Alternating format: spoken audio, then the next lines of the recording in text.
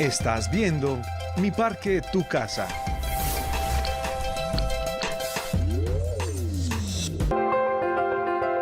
Y seguimos en Mi Parque, Tu Casa, 9:57 de la mañana, y qué bueno que ustedes siguen conectados con nosotros con Telemedellín.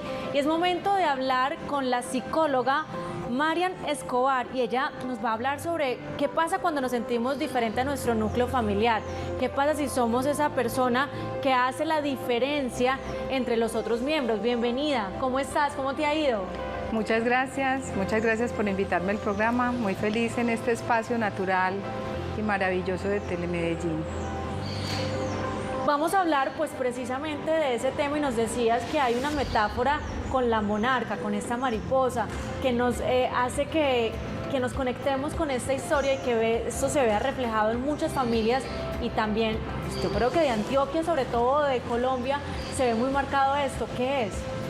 Bueno, les hablo primero de la maravillosa monarca, que es una mariposa que viaja desde Canadá hasta México para salvar de alguna manera a su especie, y es considerada en algún momento de su vida como el bicho raro de su especie, porque solamente nace una que se llama la monarca Matusalén, que es la que viaja pues y cumple todos los obstáculos, sí, y para atravesar pues como el país o todos esos países contra viento y marea y poder llegar a cumplir su objetivo. Entonces es una maravillosa enseñanza. ¿Cómo se relaciona eso con nosotros? Bueno, como el bicho raro de la familia, ella viene siendo como la Matusalén, viene siendo esa mariposa que de alguna manera es la diferente a todas, es totalmente distinta. Entonces, en nuestra cultura podríamos considerar, por ejemplo, al bicho raro de la familia, o al patito feo, o al raro, al que llaman raro. Pero resulta que esas personas son las que vienen a sanar a nuestro clan, porque hacen los cambios representativos, cambian paradigmas, cambian esquemas y rompen cadenas que se vienen repitiendo generación tras generación.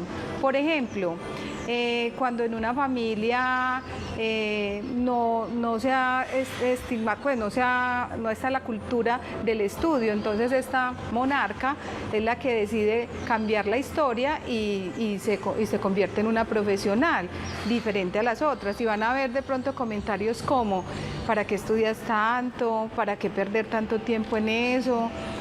Entonces podría ser como el bicho raro, porque es totalmente distinta, pero está salvando a las nuevas generaciones que vienen después de ella, y esas generaciones van a aprender de ese cambio de paradigma y de esquema. Marian, digamos que en este siglo se ha tenido algo que es todo el tema de nivel de conciencia, de que todos queremos crecer espiritualmente, trascender, y de alguna manera empezamos a abandonar ese núcleo familiar o esa pareja cuando se empiezan a tener como esos escalones. Ahí se empieza uno a sentir diferente, ahí se empieza uno a sentir como ese bicho raro, a decir: es que aquí no encajo, es que no voy con esto, es que necesito salirme de esto que siempre me habían dicho, con lo que crecí, y de alguna manera entonces empiezan ese montón de situaciones difíciles, no solamente a familiar, sino a nivel de todos tus grupos sociales. Total, entonces lo que sucede es que, por ejemplo, siendo como el bicho raro, nombrándolo pues de esa manera, y nosotros ya no estamos de pronto encajando dentro de un paradigma en el que se nos enseñó que el matrimonio era para toda la vida, que hasta que la muerte los separe. Entonces nosotros empezamos a tomar como otros cambios, y eso nos lleva a sentirnos diferentes y quizás rechazados. ¿Por qué? Porque de pronto hay condicionamientos religiosos o condicionamientos tradicionales que no quieren que nosotros cambiemos ese paradigma. Entonces, cuando nosotros decidimos hacer el cambio y decidimos: no, simplemente yo no me quiero quedar en una relación que no me está produciendo satisfacción, que no llena mis expectativas, y yo voy a tomar la decisión de pronto de cambiar. Eso no está bien visto por muchos de los clanes y por la familia, y en muchas ocasiones nos quedamos ahí solamente por ser fieles al clan. Pero resulta que cuando somos ese bicho raro o somos ese diferente de la familia y decidimos sobrepasar esos esquemas, nos salimos del molde.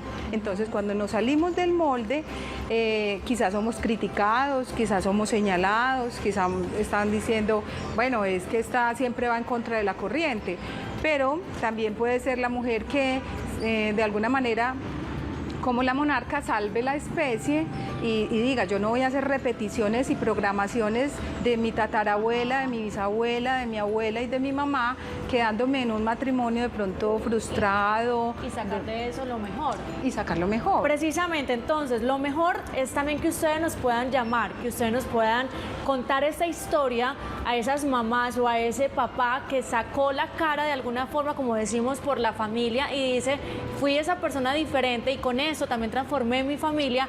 La línea telefónica 300-742-9256. ¿Cómo usted ha hecho esa diferencia? ¿Cómo ha convertido en eso algo positivo? Pero si en algún momento de su historia lo que hace es que quiere convertir eso en cómo cambia su vida, cómo cambia lo que necesita, la propuesta es, cuéntenos su historia.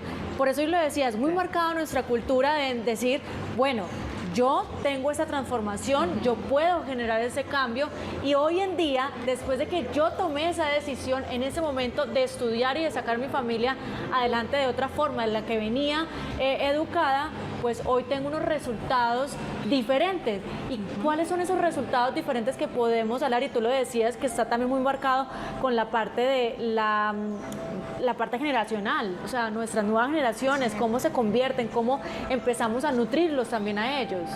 Bueno, los cambios son muy significativos. Por ejemplo, en la mujer que decide emprender, en la mujer que decide sacar adelante su propia empresa, que decide de pronto separarse porque esa relación no le está funcionando.